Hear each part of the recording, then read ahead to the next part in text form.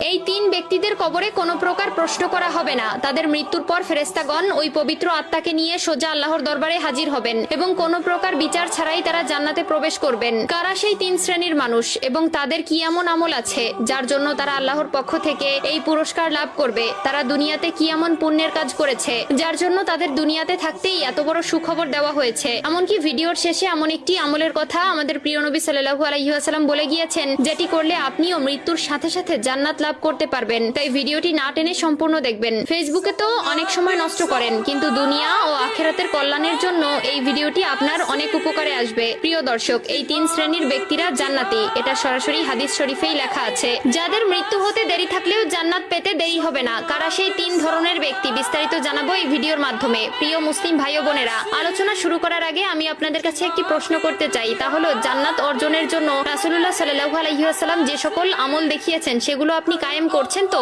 যদি করে থাকেন এবং প্রিয় নবীকে অন্তর থেকে ভালোবেসে থাকেন তাহলে কমেন্টে আলহামদুলিল্লাহ লিখে যাবেন। আর যদি শুরু করবেন ভেবে থাকেন তাহলে ইনশাআল্লাহ লিখে যাবেন। ভিডিওটি শেয়ার করার মাধ্যমে অন্য সকল মুসলিম ভাই বোনদের মাঝে ছড়িয়ে দিন। আপনার একটি মাত্র শেয়ারে এই তিন প্রকার জান্নাতি ব্যক্তিদের সম্পর্কে অন্যরাও জানতে পারবে। প্রতিটি মুসলিম ব্যক্তির স্বপ্ন পরকালে জান্নাত লাভ করা। আমরা প্রতিনিয়ত হাজার আমল করে থাকি, কিন্তু কেমন হবে যদি জান্নাত আপনার জন্য অপেক্ষা করে? আপনি যখনই মৃত্যুবরণ করবেন সাথে সাথে জান্নাতের দিকে অগ্রসর হবেন। শুনে আশ্চর্য হচ্ছেন? হ্যাঁ, এমনই তিন ধরনের ব্যক্তি আছে, যাদের মধ্যে প্রথম কাতারের ব্যক্তিবর্গরা হচ্ছেন যারা শহীদ হয়েছেন। এখানে শহীদ বলতে উল্লেখ করে তাদেরকেই বোঝানো হয়েছে যারা দ্বীন ইসলাম প্রচার ও তার রক্ষায় সশস্ত্র কাফেরদের হাতে নিহত হয়েছেন। তবে মহানবী সাল্লাল্লাহু আলাইহি ওয়াসাল্লাম এই এক শ্রেণীর লোক ব্যতীত আরো কিছু মানুষদেরকে শহীদের খেতাব দিয়েছেন, যারা মূলত দুর্ঘটনায় মৃত্যুবরণ করেছেন, তবে আত্মহত্যাকারী চির জাহান্নামী। দ্বিতীয় শ্রেণীর ব্যক্তিবর্গরা হচ্ছেন তারা যারা জুমার দিন বা রাতে মৃত্যুবরণ করবেন। আমরা সকলেই জানি হাদিস ও কোরআনে জুমার দিনকে সাপ্তাহিক ঈদের দিন বলে ঘোষণা দেওয়া হয়েছে